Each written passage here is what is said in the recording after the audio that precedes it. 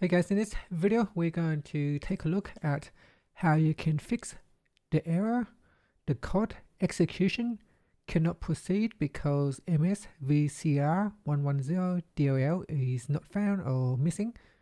So if your computer is showing this error, what you need to do is to download this Visual C++ redistributor or the redistributable component, especially for Visual Studio 2012 Update 4.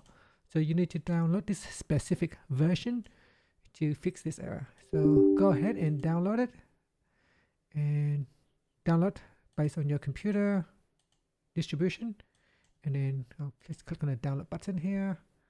And once it's downloaded, you can just run the executable file and install and wait for that to finish. Once it's finished installing, restart your computer, and hopefully that should fix your error. And give it a try. Thank you for watching this video. If you found it helpful, please like and subscribe to my channel for more videos.